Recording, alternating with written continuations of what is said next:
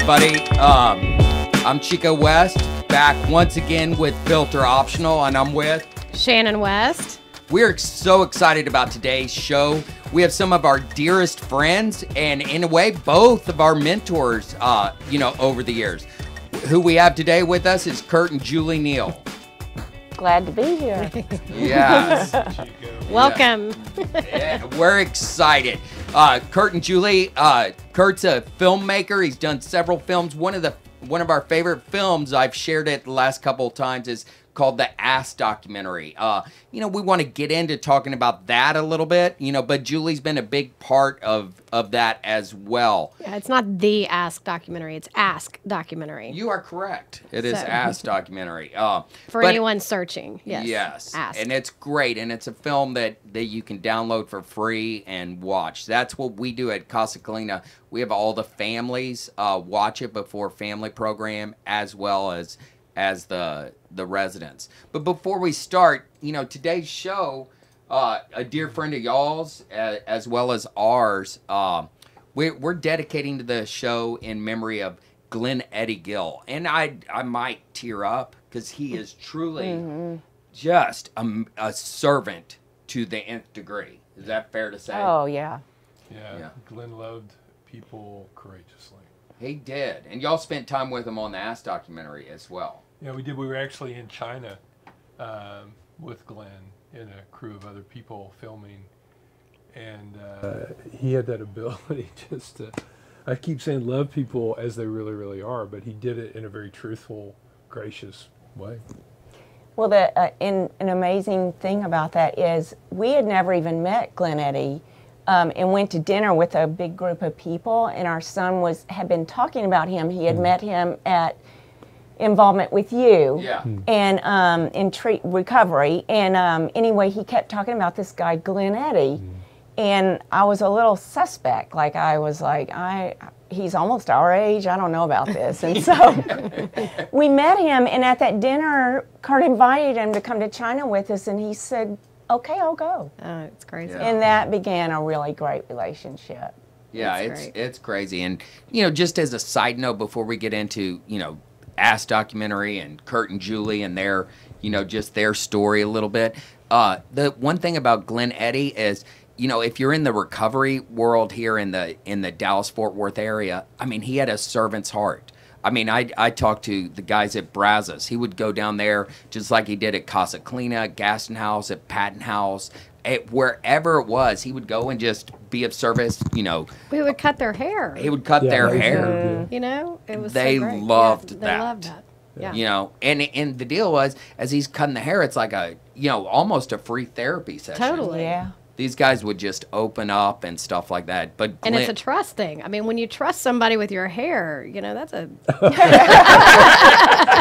Especially Chico's hair. Right. They wouldn't let Chico cut his hair. They'd let him do therapy, but they're not going to let you... Oh, at all. They trusted Glenn Eddie, though. They trusted him. Great man and a great man. And the great thing is, he died sober. He had... had lots of sobriety, but just really, like last week with Mary and Lisa just talking about one of the characteristics of people with good sobriety was that servant's heart. And he truly had that servant's heart. And so he will be dearly missed, but I know he's... Cancer sucks. Cancer does suck, but he will be dancing in heaven with the Lord. I'm excited about that. Yeah. Yeah. And so, this show is dedicated... to him, especially since he was part of the Ass Documentary and, just was of service out there. Yeah, he was. So, go ahead. Well, so are we going to kind of launch into it? Let's launch into, the Ass Documentary is about addiction, but it's mainly about a codependency. Correct. And so I have a little bit of a funny story about, I've, confessed my own codependency on this podcast a couple of episodes, and so I just wanted. And it wasn't me bringing it up. No, it I wasn't. Actually No. let her do that because I have brought it up to her in the past. I don't like to be labeled by Chico. And she did not like that. No, but I just have for all of those listening that are slowly starting to realize, wow, Shannon was codependent. Like I didn't know that, but subtly, I tell everybody it's a day by day. It's a one day at a time thing for me in making decisions. And so yesterday I went to, this is a story of how subtly it can pop up in your life, and I just want people to hear this. But so I go to Orange Theory, which is a gym, a little workout gym, you know, whatever, that you go and they have treadmills and rowers and weight room and all that stuff. And so I went yesterday, and there were two girls. They make you come your first time like 15 minutes early so they can show you around. So there were these two girls there, and they were kind of unsure about what they were doing. And Orange Theory across the country does the same workout every day at every studio. So I had already heard what the workout was going to be before I went, because I have a friend that went earlier. And I knew it was going to be 28 minutes on the treadmill, which is unusual. They usually are mixing it up or whatever. So I go in, and these poor girls are you either start on the rower or start on the treadmill. They started on the rower, the new ones. And as we were switching, my head, I was like, I'm going to go over to the treadmill and I'm going to tell them that they aren't normally going to be on the treadmill for 28 minutes. I mean, you're laughing because how codependent is that? For me to be thinking about these newcomers in the gym, taking care of them, trying to be like, oh, you're not always going to have to be on the treadmill for 28 minutes. But that's how, and I was like slapping myself, like, no, don't tell them that, you know, they may like an hour on the treadmill, you know, anyway, it's just so subtle. It's so subtle. Yes, it is subtle. It's subtle in so many different forms, you know. But in y'all's film, when you were doing that, you know, what brought that up? How come you decided, hey, we need to do something to come to the table, the addict and the codependent, you know? Yeah, I think the beginning was with you. We were spending time together, and you actually, I think, were the one that, you know, there's a lot of films about addiction, but this whole concept of codependency. That's really what started it, is being involved with you and other guys and hearing stories, really serious stories about how parents, I think the first time a light bulb went on, Chico, was you were just talking about how working with young guys in addiction is one thing, but how much more difficult it is working with parents.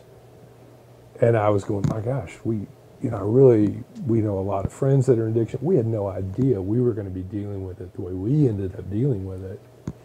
And with our own, you know, son. So it really came from that encounter. Let's do something that exposes the other side because of our time together. Yeah, and then y'all wrestled with your own son's addiction. Yeah, so we were 2 years, I can't remember the exact, man, I blow up on the dates and stuff, but we were way into production, pre-production, talking about how we're going to do this thing. And then we realized our son was dealing with addiction. And so we stopped, we backed up, fast forward kind of movement, but really it was like we needed to work the steps ourselves. Julie and I needed to get help. We stopped pre-production, and we really, people to this day don't believe that we did not know. I didn't know. You didn't know that? Yeah. No. I knew that, but I didn't know that I needed to work on myself. Oh, okay. As far as codependency, Yeah. but I think kind of the evolution of back to the film concept is like, oh, people we now being a part of it know that this codependent side, this enabling feature, is so humongous and really not addressed. It's like, I didn't see that I didn't understand. So our pilgrimage through it has affected us. I'm with you, Shannon. I go codependent every freaking day. I'm not sober on codependency right the way an addict is. Yeah, addicts right. get to, you know, I was sharing that earlier. Addicts get a chip to celebrate their sobriety and stuff like that, you know, milestones, months, years, stuff like that. Codependents, we don't celebrate their milestones. Okay, I didn't get codependent. I had that urge. Yeah. You know, I backed up and recognized that. It's hard. It's a daily battle. Yeah, and it can be so hidden. Like with me, a lot of times it's nobody else knows it, but I'm like dying inside. Like, is he going to do so and so? Our son in recovery, has he Yes. Is he showing up? Is he this? Is he that? It's a constant battle for me. Well, and not even an addiction. I know y'all well, and I could be wrong, and that's why I'm asking y'all this question. But y'all were real active. Y'all were on a church ministry. You were part of a church. I think sometimes the church just feeds codependency. To get out there and not in a bad way. It's help this person, and you're taking on other people's stuff. I think the big thing for us is people are using the term codependency and they don't know what it means. Exactly. And so I think giving, we try to do that in the film, obviously, but this idea of giving a definition of what is it and wait, no, I'm just loving them. What is codependent is worthy of conversation. That's why I gave the example of the subtle example of something that's so benign, and it was just in my head, but of these strangers feeling like I needed to help them with a workout. And one of the books that I read in my recovery was Codependent No More by Melody Beattie, and that all the examples at the beginning of the book and as you start to read it have to do with either living with an alcoholic or having an addict or having a child or something like that.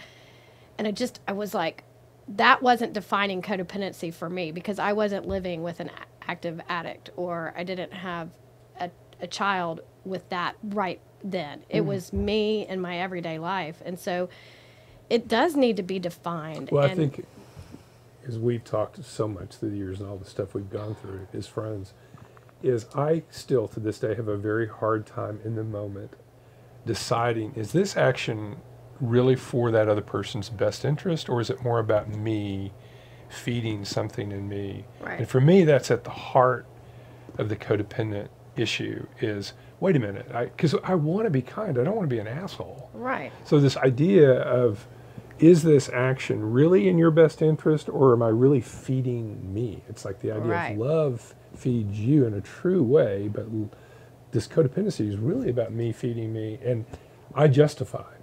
And rationalize and minimize. Exactly. Mm-hmm. Last night, it's random. I thought of y'all. The Shriner Hospital has ads on TV, and the question was with all these kids that have physical handicaps and stuff like that. All the commercial was about was love is this, love is that, and just really talking about love. Love is able to, dance, and she had this, full body, and it brought a little tear to my eye. You and I, Kurt, several times said, okay, what is love? Correct. And that's that hard place. Where are we? That's what I love about the film is like, it doesn't completely answer the question, and I don't know if we ever will completely answer the question, what is, codependency? It's how to recognize it in yourself, though. That is it's trying to give people tools to recognize it in themselves. So I would go, like what we tried, why? Why? Because it hurts people. Right. Like at the end of the day, is my action towards Julie or the kids or us as friends, is it about true love, or is it about me trying to alleviate my own pain and feel better? Right. So I think in the recovery world, I'm so for things like Al-Anon or Families Anonymous, groups that are really trying to pull people together. But candidly, even in those groups, sometimes it gets twisted to a performance appearance. Sure. So I used to be codependent, but I'm not anymore. Yeah, right. Right. And so I think, to me, this pilgrimage... You just want to be on my side of the street. You'll get there. You'll get there. Right. And that causes this competitive thing. Sure. It's like what we need for us as family and friends, really trying to help people in the addiction world, codependent world, is a place to be truthful. Yeah. Can we as friends be truthful and call bullshit on ourselves? Right. And when I do that, I feel humiliated. That happens with Julie and I.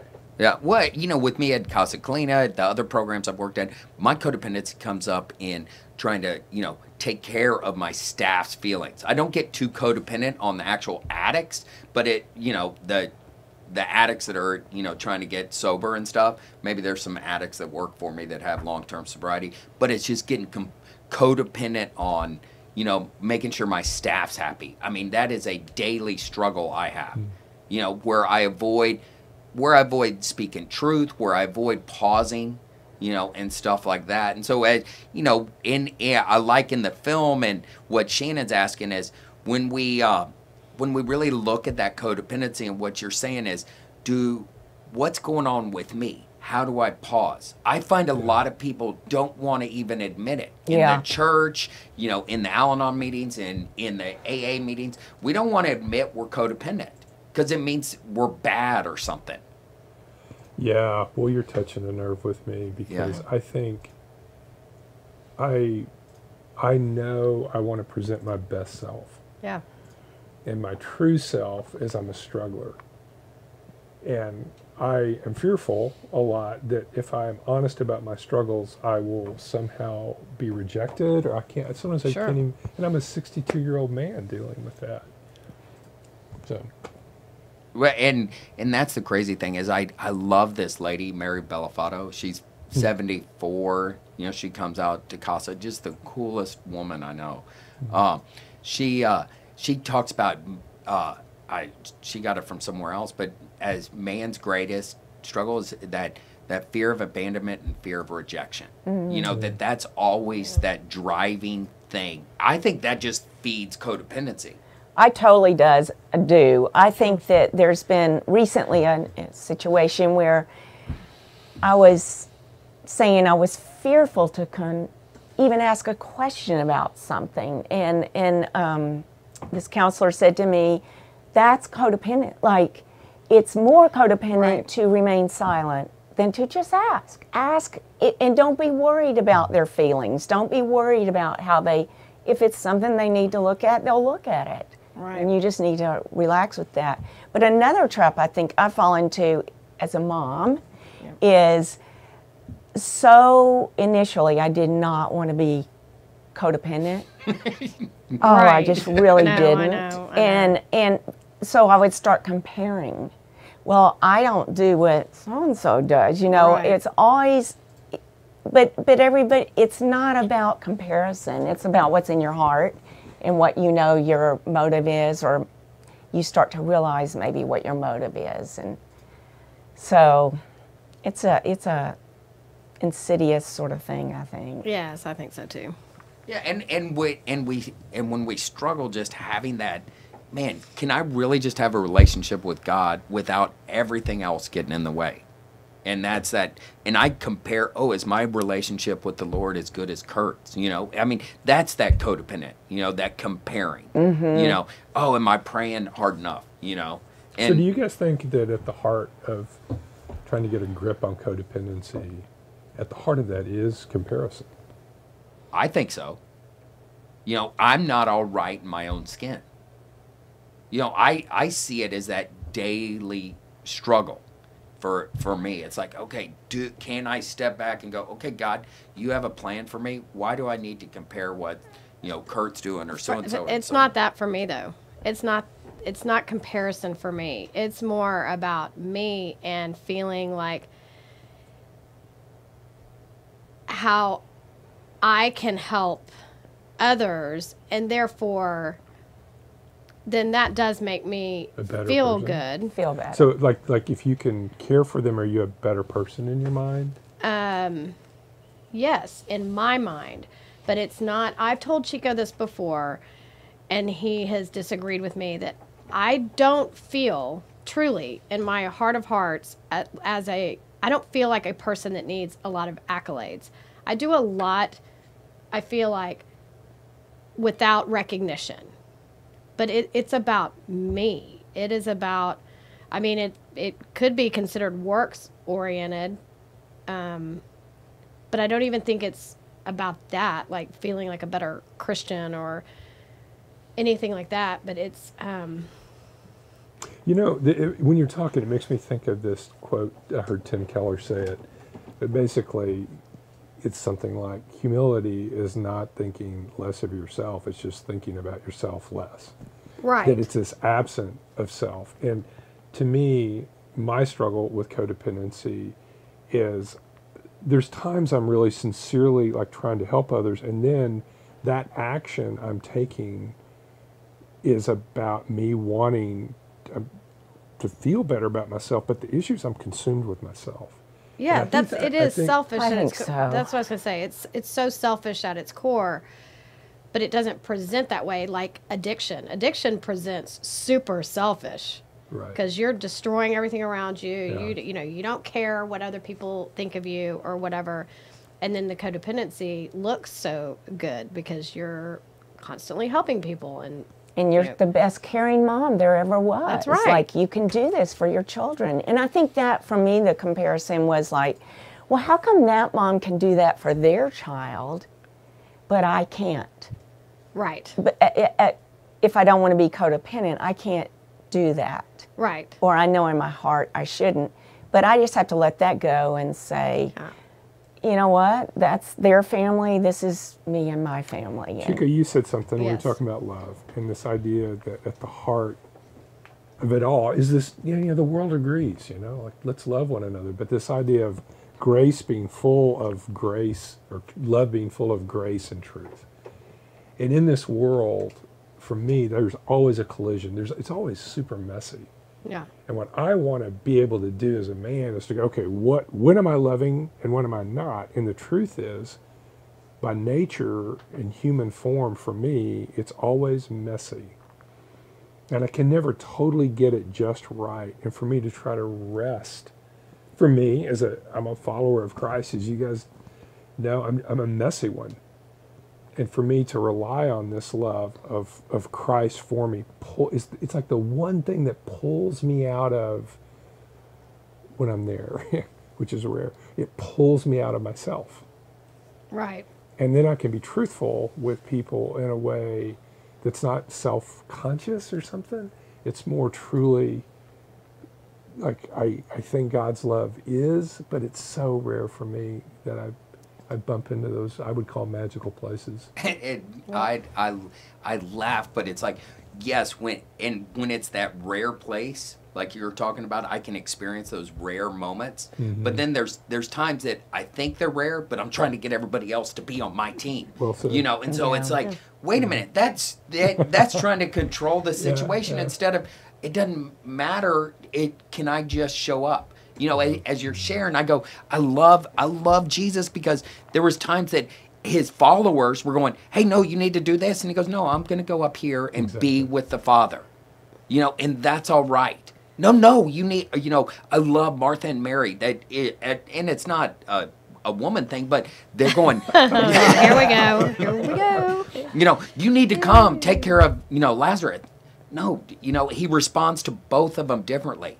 Well, and I think at the core of that is the whole self-care concept, is that in addiction and in codependency, you need to master self-care. Well, I think, as believers, we all know that the only way to care for yourself properly is to be in communion with the Lord and in that magical place.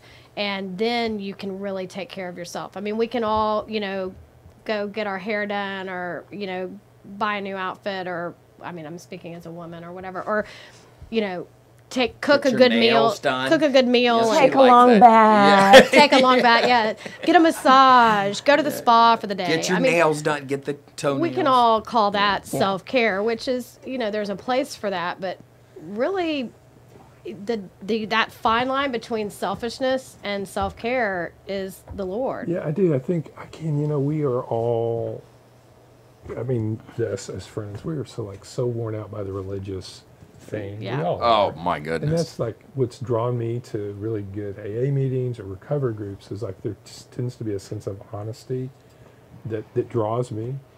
And yet in that, my pilgrimage of life and truth, trying to not be codependent and love people, I am deeply drawn to the Jesus of the Scriptures, but not as a religious icon or as a do-gooder, but back to this self-care concept. I think there's a lot of destructive stuff going on that's labeled self-care. Yeah. That's really just an excuse for me to do what I want to do. And back to this whole idea of love being at the core of what is really, really healthy for us in our relationship and for our kids, what we're trying to do, is to be freed up that I'm really forgiven, that I can be truthful with who I really, really am. I'm really struggling, like right now, with anxiety, and I'm taking some meds for that right now, and I hate doing it, man. But I feel like it's the most loving thing I can do to face things and to ask for help in a way that loves Julie better or loves my kids. But it's all so hard for me.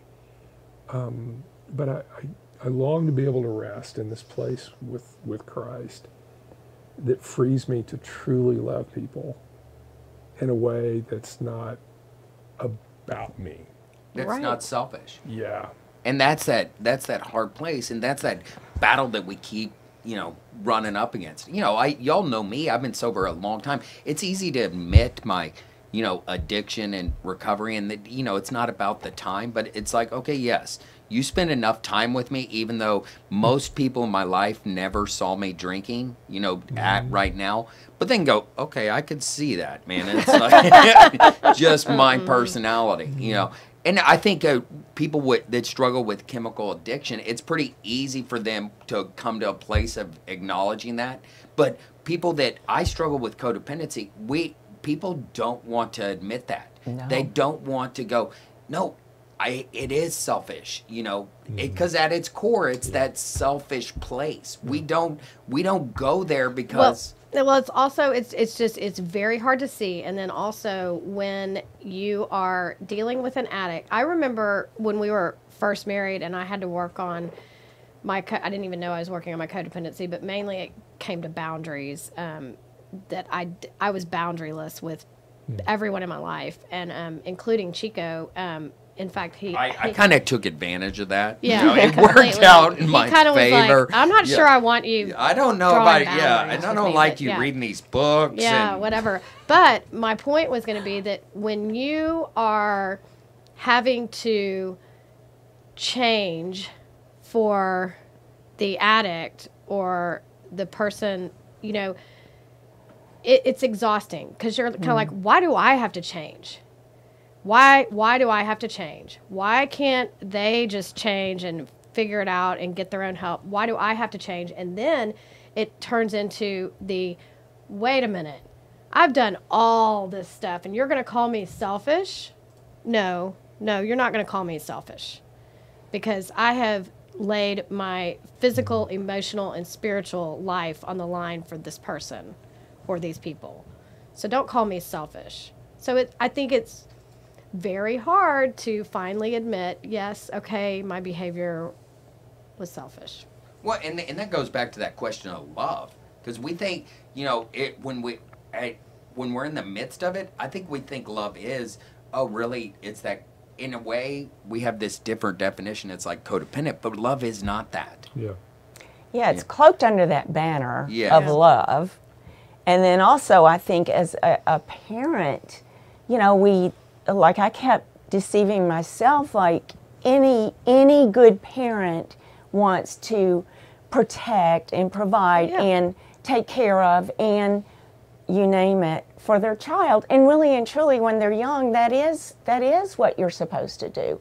But I think when it comes to a whole different ball game at some point when the addiction occurs, but also as they become adults, it's the same thing. And I see that's what I'm seeing a lot of now are people our age who are, in my opinion, like super involved with their kids' lives and trying to manage and... They're way younger than us.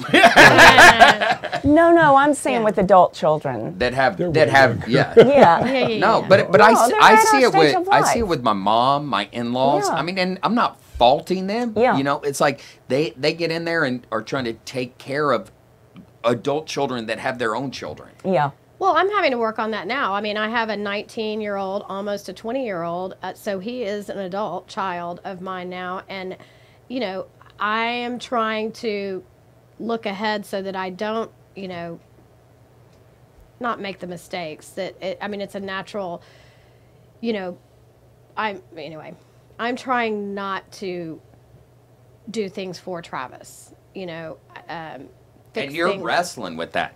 He was home for, 18 days after, Texas won against Georgia. Just a little pause right there. Like, he needs to go get his passport. He let his passport expire. And since he is over 18, I thought, well, it's on him now. He's going to have to go get his passport. But it turns out if you get it before you're 18, both your parents still have to go with you to renew it the second time. Even if you're over 18, if you first got it under the age of 18, you still have to have both parents go. He can't just go get a new one. So now, I'm trying not to be codependent about that, but I'm like, if you're going to jump up and say, I want to go to Mexico for spring break, I'm going to say, you can't go because you don't have a passport. But see, here's the deal. I'd challenge you. You don't even need to say anything. So I'm just, I'm just not going to worry about it. He's going to have to figure that out himself. And he's going to need us to go along. Yeah, but that's on. I know. I'm just. It's hard. It is hard. I'm admitting and what I was going to say is, as a mom, I still see him as my child. Mm-hmm. He's still my child. Yes. He's an adult child now, but. But here's the deal. So when I think about, man, I love having y'all. I'd love to have y'all come back at another time too, because we really didn't even talk about the Ask documentary and what a powerful film that is. Because we use it out at Casa Colina for all our families. I share it whenever I speak. Go look at this. I was down in Austin telling Driftwood, saying, hey, y'all go watch let's talk this about it documentary. If you want to. to. And so it is an incredible film. I love the name. Where'd you get that name? Do you remember? You came up with it. I think it. I know.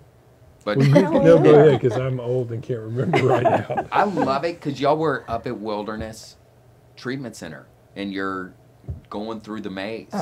And all you had to do... Oh, yeah. Right. You're right. And Mark's, and all you have to do is ask. Yeah. Yeah, that was you're right. And I love those guys. But it's like, it's all right for the alcoholic, the drug addict to ask. Yeah.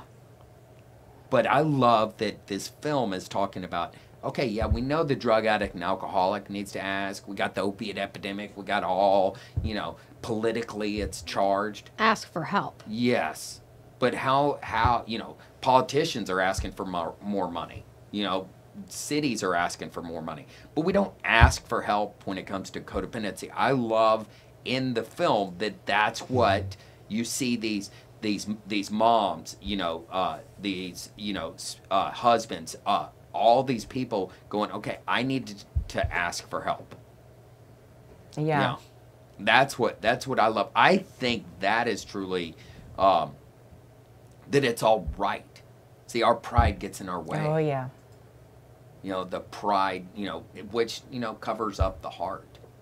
Yeah, the moment you're talking about is when we were going through this maze scene, and my mind immediately goes to, okay, we're doing this dumb game. What's the secret to get out? I've done all this stuff. Come on, man. I've done wilderness stuff. What is it?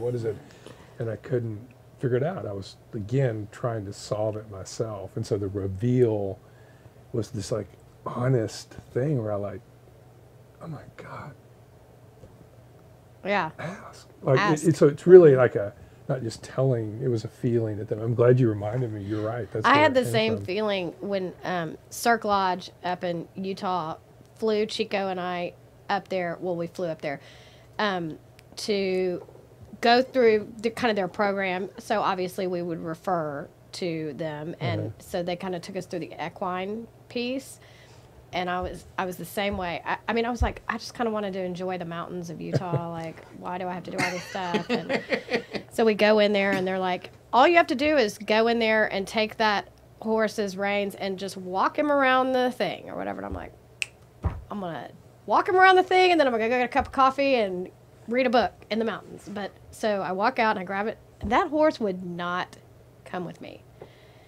And it basically kind of boiled down the thing, you got to ask it, I mean, you got to ask that. I mean, They didn't say in those words, but now it's kind of the. remember, I got the horse to follow me without the reins. Yes, and she goes like, "Oh, I'm I can." sensei, baby. Yeah, Yeah, the horse whisperer himself. I am The horse horse whisperer. whisperer, yeah. Now I have those. And then I 3 was horses. super mad and super like offended and didn't want to be called out on that. And anyway, but But here's the the same deal. thing. As, It's like, as we wrap up, Kevin, can you put up on the screen with today's deal is askdocumentary.com. We want people to go look at that. It's won a bunch of awards. It's a great film. But y'all have a couple other films. What do you have in the works before we wrap up? We are completing a film right now that is called Normie, and it's the illusion of normal and the beauty of love through the lens of Down syndrome. And what we're trying to do is creatively present that all people are valuable, period, the end, because they're created and loved by God. And we're trying to do that in a non-pushy, I'm so excited religious for that. Whether they're normal or not, or Yeah, so perceived normal. kind of the idea is normal is a word we use, and it has a place in science. There's a mathematical normal of sorts in science, but when it comes to human value, there's never been a time, I think, like today, where if we could taste that this possible truth that all people truly are valuable because they're created and loved by God, that would change the way I would even love myself, but also love others. So that's it. That's what the film's about. Well, I've seen Katie Anderson's post about that, which is It's so great. exciting. Yeah. But here's the deal. Our second episode here on Filter Optional, Yeah. we did What is Normal. Did you really? How Yes, fun. and so the Defining whole normal. episode's about that. Yes, there's a scientific deal, but when it comes to parenting, what is normal? Our definition is just what the majority does. That doesn't make it healthy or good or right or wrong. I remember you talking about that in Yes. the past, and Yes. I love that. Really spoke to me. Yeah. So I kind of like to be abnormal. I'm the no filter. Yeah, you're definitely. Yes. And maybe maybe I do it to an extreme, which isn't healthy. But I love that film. I love that concept. I love you guys. I wish we got to spend more time. I know. Thank you so much. I know. Thank yeah. y'all. Thank you. Yeah. Yeah. All right. We have more to talk about. Yes, we do. All right.